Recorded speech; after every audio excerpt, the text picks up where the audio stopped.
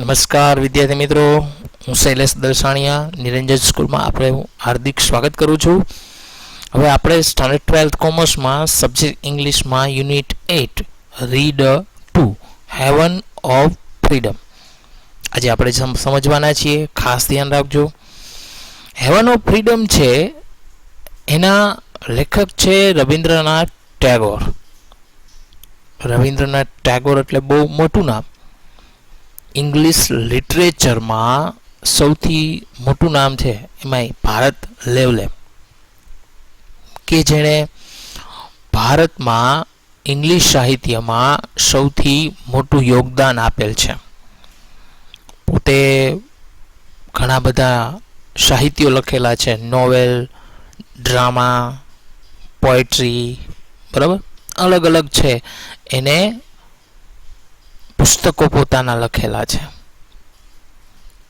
એનું મહાન જો કોઈ પુસ્તક છે તો એ છે એક નોવેલ છે જેનું નામ છે ગોરા, બરાબર. એનું એક મહાન નોવેલ છે. એક પોએટ્રી છે કે જેને એ પોએટ્રી દ્વારા છે એને વર્લ્ડ લેવલનો નોબેલ પુરસ્કાર એને પ્રાપ્ત થયેલો. તો હું શૈલેષ દલસાણિયા ફરીવાર નિરંજન સ્કૂલમાં આપનું હાર્દિક સ્વાગત કરું છું. A unique way to learn English. Standard 12 commerce English text book unit 8 read 2 haven of freedom. સૌથી પહેલી વસ્તુ છે કે આ હેવન ઓફ ફ્રીડમ એનું મિનિંગ શું થાય? તો હેવન એટલે સ્વર્ગ, ઓફ ફ્રીડમ, ફ્રીડમ એટલે આઝાદીનું સ્વર્ગ. અહીંયા રવિન્દ્રનાથ ટાગોરે છે એ આઝાદ દેશ કે પ્રદેશ કે રાજ્ય કેવું હોવું જોઈએ એની અહીંયા કન્સેપ્ટ કીધો છે. કે આઝાદ પ્રદેશ છે એના લોકો કેવા હોવા જોઈએ, ત્યાંનું સરકાર કેવી હોવી જોઈએ, ત્યાંનું સોશિયલ એટમોસ્ફિયર કેવું હોવું જોઈએ, એના વિશે છે અહીંયા રવિન્દ્રનાથ ટાગોરે છે ચર્ચા કરી છે. આપણને તો ખબર નથી, આપણે તો અંગ્રેજોની છે ગુલામીમાં નથી રહ્યા. હા, અમુક મોટી ઉંમરના હશે, કદાચ અંગ્રેજોની ગુલામી ભોગવી હશે, એટલે આપણે ગુલામીમાં નથી રહ્યા, એટલે કદાચ આપણને આઝાદીનું મહત્ત્વ છે ઓછું સમજાય, એવું બની શકે. પણ ખરેખર આઝાદી છે એ એક આપણા લાઈફનો, એમ કહેવાય ને કે એક મહત્વનો ભાગ કહેવાય. આજે જોજો તમે, ઘણા બધા લોકો આઝાદીમાં ફરે છે. આપણે ખુદ ભારત એક ડેમોક્રેટિક, એક લોકશાહી કન્ટ્રી છે કે જ્યાં લોકોને જવું છે ત્યાં જઈ શકે છે, અભિવ્યક્ત કરવું છે તે અભિવ્યક્ત કરી શકે છે. ધર્મ, સંસ્કૃતિ, એજ્યુકેશન, બધી જગ્યાએ ફ્રીડમ છે. અહીંયા પોએમનું નામ હેવન ઓફ ફ્રીડમ સામે આઝાદીનું સ્વર્ગ, કારણ કે જ્યાં આઝાદી છે એ સ્વર્ગ સમાન છે, બરાબર. જ્યાં આઝાદી છે તે સ્વર્ગ સમાન છે. ત્યાં કોઈ જાતનું બંધન, કોઈ જાતના કહીને કે અત્યાચાર હોતા નથી, એવું અહીંયા રવિન્દ્રનાથ ટાગોરે સમજાવેલું છે. તો મિત્રો, સ્ટાર્ટ કરીએ છીએ રીડ 2 હેવન ઓફ ફ્રીડમ, જેના લેખક છે રવિન્દ્રનાથ ટાગોર. અહીંયા 5 છે તમને લાઈન આપેલી છે. ભાષાંતરમાં, ટ્રાન્સલેશનમાં વ્યવસ્થિત છે, બધા ધ્યાન રાખજો જેથી કરીને ટ્રાન્સલેશનમાં પ્રોબ્લેમ્સ ન થાય. આના ઉપરથી પ્રશ્નો પણ આવશે, એ પણ જોશું આપણે. પણ પ્રશ્નો ક્યારે સમજાશે? કે જ્યારે આપણને વ્યવસ્થિત ભાષાંતર છે આવડતું હશે ત્યારે. તો લેટ સ્ટાર્ટ. અહીં રવિન્દ્રનાથ ટાગોર છે, પહેલી જ પંક્તિમાં શું કહે છે કે where the mind is without fear. માઇન્ડનો મિનિંગ શું થાય? વિચારો. ઇઝ વિધાઉટ ફિયર, ફિયર એટલે ડર, ફિયરનો મિનિંગ શું થાય? ડર. કે જ્યાં વિચારો છે ભય મુક્ત હોય. જો આઝાદ હશે ને, જે પ્રદેશ કે દેશ કે જે આઝાદ હશે ને, ત્યાં છે ને વિચારો ભય મુક્ત હોય, કોઈને ભય ન હોય. અને જ્યાં ભય મુક્ત વિચારો હોય ત્યાં અભિવ્યક્તિ પણ સારી હોય. માની લો કે આપણા મનમાં જે છે આપણે બોલી શકીએ છીએ, આપણે બોલવામાં કોઈ જાતનો ભય નથી લાગતો, બરાબર. એટલે કે where the mind is without fear, કે જ્યાં વિચારો છે એ ભય વગર ના હોય. And the head is held high. Head એટલે સર, માથો, મસ્તક. And the head is held high. Held high નો મિનિંગ શું થાય? ઊંચું રહેવું. કે જ્યાં સર હંમેશા, મસ્તક હંમેશા ઊંચા રહે. અહીંયા કવિ એવું શા માટે કહે છે કે મસ્તક હંમેશા ઊંચા રહે? કારણ કે આમ ગર્વભેર આપણે ચાલી શકીએ. આપણે ઘણી વાર નથી આપણે આપણી ભાષામાં બોલતા કે નીચું જોવા જેવું થયું. નીચું જોવા જેવું થયું એટલે કે આબરૂ ગઈ, બરાબર. પણ જ્યાં આઝાદી હોય ત્યાં મસ્તક હંમેશા ઊંચા જ રહે. આપણે અંગ્રેજો સામે ઘણી વાર મસ્તક ઝુકાવેલા છે. મુગલો આવ્યા, તુર્કીઓ આવ્યા, અંગ્રેજો આવ્યા, એમાં પણ પાછા ફ્રેન્ચો, ડચ લોકો, ઘણા બધા લોકો, પોર્ટુગીઝો આવ્યા, ઘણા બધા લોકો આવ્યા. એની સામે હંમેશા આપણા મસ્તક નીચા જ રહ્યા છે. શા માટે છે? હા, અમુક લોકોએ એની સામે લડ્યા પણ છે અને મસ્તક હંમેશા ઊંચા રાખીને ગર્વભેર ચાલ્યા છે. એટલે કહેવાનો અર્થ એ કે જ્યાં આઝાદી હોય ને ત્યાં હંમેશા ગર્વભેર વ્યક્તિ ચાલી શકે. એટલે where the mind is without fear and the head is held high, કે જ્યાં વિચારો ભયમુક્ત હોય અને જ્યાં મસ્તક હંમેશા ઊંચા હોય. વેર નોલેજ ઇઝ ફ્રી, જ્યાં જ્ઞાન છે સ્વતંત્ર છે. આજે જો જ્ઞાન છે બધી જગ્યાએ સ્વતંત્ર છે. ભારત દેશમાં તો 6 થી 14 વર્ષના બાળકોને મફત અને ફરજિયાત શિક્ષણ છે. શા માટે? કારણ કે એક લોકશાહી, એક આઝાદ દેશ છે. અહીંયા કોઈ જાતિ, ધર્મ, સંપ્રદાય કે પંથના આધારે વહેંચણી નથી કે ભાઈ ચાલો આ જાતિનો વ્યક્તિ છે તો એનો અલગ એજ્યુકેશન, ફલાણી જાતિનો વ્યક્તિ છે તો એનો અલગ એજ્યુકેશન, એવું નહીં. બધાને સરખું એજ્યુકેશન. એટલે વેર નોલેજ ઇઝ ફ્રી, જ્યાં જ્ઞાન છે સ્વતંત્ર છે. Where the world has not been broken up into fragments. આ પંક્તિમાં ખાસ ધ્યાન રાખજો.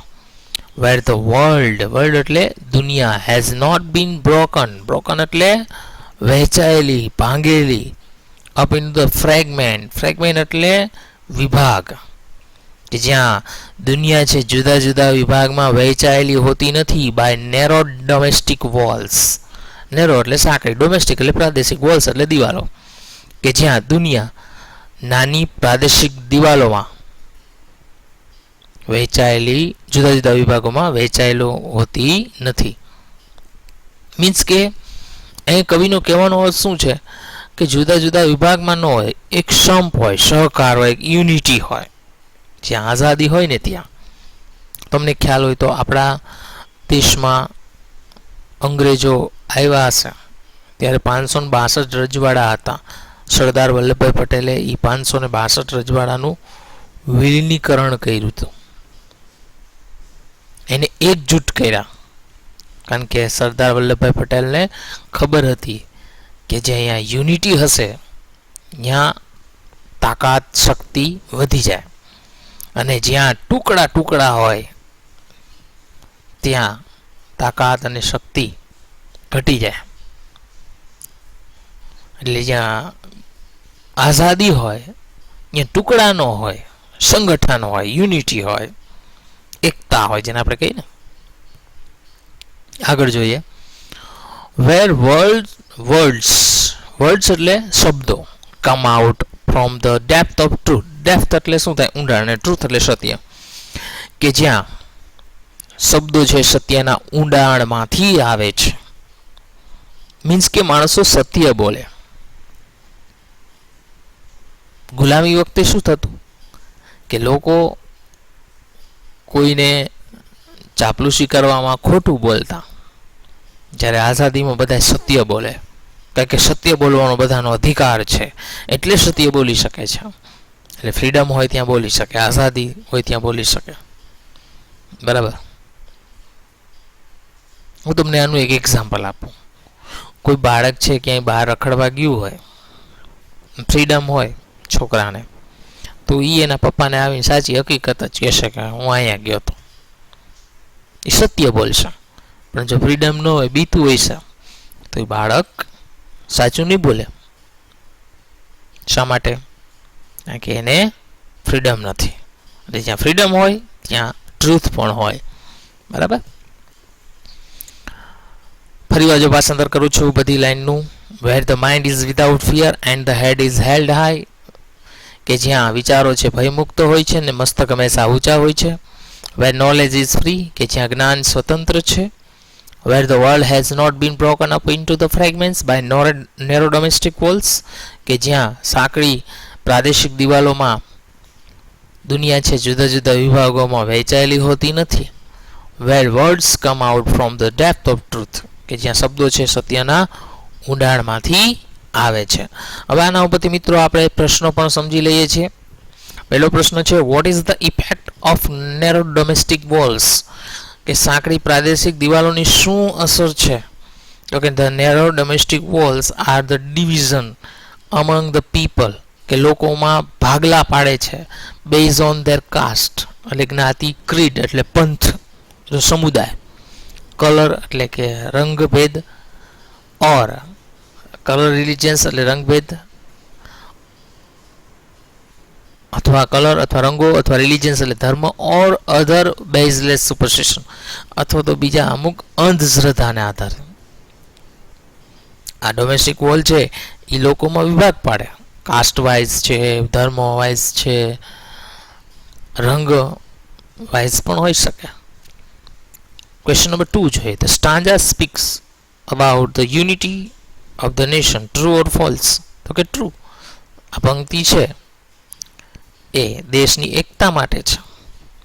Question number 3, what is the meaning of the head is high, કે મસ્તક ઊંચા હોવું એનો અર્થ શું થાય? તો કે the meaning of head is held high means one feeling proud to oneself, કે કોઈ વ્યક્તિ છે પોતાની જાતે ગર્વ અનુભવે, or lead life in the high esteem, અથવા તો પોતાના જીવનને આગળ લઈ જાય.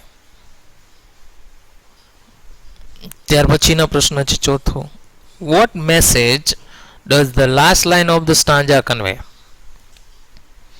કે છેલ્લી પંક્તિનો અર્થ શું છે? The last line of the stanza convey that one should strive work very hard to achieve perfection. In this line, Tagore has conveyed the significance of labor. પણ મિત્રો આ પ્રશ્ન છે એ નેક્સ્ટ લેક્ચર માટે છે. બરાબર, એટલે આ પ્રશ્ન આપણે ત્યારે સમજીશું. તો ક્વેશ્ચન નંબર 5 જોઈએ. How can the world be broken up into the fragments, કે દુનિયા છે જુદા જુદા વિભાગમાં કેવી રીતે વેચાઈ શકે? અકોર્ડિંગ ટુ ધ પોઈટ, એટલે કવિના મત પ્રમાણે. અકોર્ડિંગ ટુ ધ પોઈટ, કવિના મત પ્રમાણે, ધ વર્લ્ડ છે can be broken up into the fragments by narrow domestic walls, કે જુદા જુદા વિભાગોમાં વહેંચાઈ શકે છે. ફોર એક્ઝામ્પલ, restricted thoughts, અમુક સંકુચિત વિચારોને આધારે. સંકુચિત વિચાર હોય એટલે આપણે વેચાઈ જાય. હંમેશા એક વસ્તુ યાદ રાખવાની કે આપણા વિચારો છે રિસ્ટ્રિક્ટેડ ન હોય છે. આપણા વિચારો છે સંપૂર્ણ રીતે આમ કહે ને કે કૂવાના દેડકા જેવા નહીં, પણ કૂવાની બહાર પણ વિચારવાનું છે આપણે. બરાબર. તો મિત્રો અહીંયા આપણો લેક્ચર છે પૂર્ણ થાય છે. લેક્ચર જોવા બદલ આપ સૌનો ખૂબ ખૂબ આભાર. પ્રશ્નો છે એ પણ વ્યવસ્થિત છે એ સમજી લેજો, કારણ કે આ પ્રશ્નો છે પરીક્ષામાં પૂછાશે અને આમાંથી પૂછાયેલા પણ છે, એટલે ખાસ ધ્યાન રાખજો. Okay, thank you.